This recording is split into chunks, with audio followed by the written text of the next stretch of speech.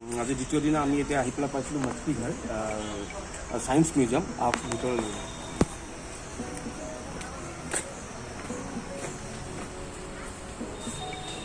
Second দিন দ্বিতীয় দিনৰ কাৰ্যসূচীত আজি আমি আহিছোঁ science museum Guwahati. Science museum Guwahati চাবলগীয়া এইকাৰণেই কওঁ, এটি গুৰুত্বপূৰ্ণ কথা এইকাৰণে হৈছে আপোনালোকৰ ঘৰত যদি কণ কণ শিশু আছে, সৰু সৰু ল'ৰা ছোৱালী আছে, তেনেহ'লে আপোনালোকে নিশ্চিতভাৱে ছায়েন্স মিউজিয়ামলৈ এবাৰ আহিব লাগে। আৰু ছায়েন্স মিউজিয়ামৰ ভিতৰখন অৱশ্যে ভিডিঅ' মই কৰা নাই, কিন্তু ইয়াৰ ভিতৰত যিটো fish aquarium world of aquarium ফিছেছ বুলি আছে, তাত এই ব্লগটো বনাইছোঁ, আপোনালোকে চাব ভাল পাব।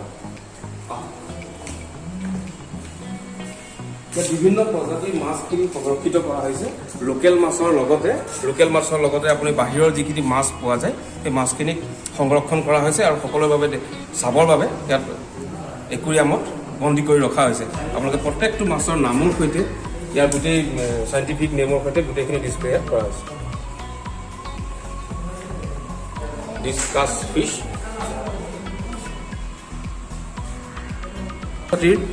এইটো এটা অনন্য প্ৰজাতিৰ মাছ আৰু খুব কমেই এইটো আপোনালোকৰ একুৰিয়ামত মানুহে ৰাখে।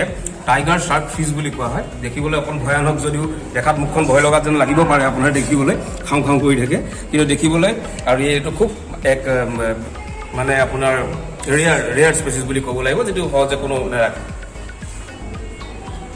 এইটো যে ফিডাৰ ফিছ দেখা পাইছে আপোনালোকে, ফিডাৰ আপোনাৰ পাখিৰ দৰে লৰি আছে, দেখিবলৈ ধুনীয়া, খুব ধুনীয়া মাছকেইটা, দেখিবলৈ ভাল, কিন্তু পটককৈ দেখিলে মাছ যেন দেখা পোৱা নাযায়, কিন্তু বৰ ধুনীয়াকৈ এয়া চাওক কেনেকৈ খেলি আছে।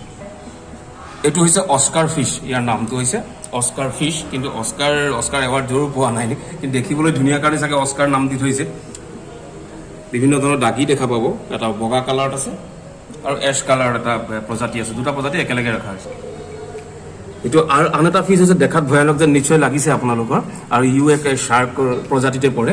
ই হৈছে আলবিনো শ্বাৰ্ক ফিছ, যিটো হোৱাইট কালাৰ, আগৰটো আমি দেখুৱাইছিলোঁ ব্লেক। এইটো প্ৰজাতিটোৰ নাম হৈছে পেৰট ফিছ। মুখখন দেখিবলৈ ভাটৌ ঠুটীয়া বুলি ক'ব লাগিব অসমীয়া, ভাটৌ ঠুটীয়াৰ কাৰণে চাগে ইয়াক পেৰট ফিছ নাম দিয়া হৈছে। দেখিবলৈ ধুনীয়া, মুখখন ভাটৌ চৰাইৰ দৰে, এইটো পেৰট ফিছ। ইমান মাছৰ নাম চাগে আমি কেতিয়াও শুনাও নাছিলোঁ, ইয়াত আহি দেখিলে আপোনালোকে গম পাব কিমান প্ৰজাতিৰ মাছ ইয়াত থাকে। এই মাছটোৰ নাম আৰু ধুনীয়া, এই মাছটোৰ নাম হৈছে এঞ্জেল ফিছ। পৰীৰ দৰে দেখিবলৈ তেওঁ পাখিবোৰ উৰি ফুৰা, খুব ধুনীয়া। আন এক বিৰল প্ৰজাতি, মুখখন দেখিলে আপোনালোকে অনুমান কৰিব পাৰিছে, ঠিক এলিগেটৰৰ দৰে দেখিবলৈ, আমাৰ ঘৰিয়ালৰ দৰে লুকটো দেখাত প্ৰায় ঘৰিয়ালৰ দৰে, আৰু সি বৰ্তমান আছে যেনেকৈ মুখখনো ঘৰিয়ালৰ দৰে, কিন্তু এইটো ঘৰিয়াল নহয়, এইটো এটা মাছ, সেইকাৰণে নামটো ইয়াৰ কিন্তু সেইটোৱে ৰখা হৈছে এলিগেটৰ ফিছ। গ'ল্ড ফিছ, এই ফিছটো হৈছে আমি সচৰাচৰ আমাৰ একুৰিয়ামবিলাকত এই ফিছটো ৰখা হয়।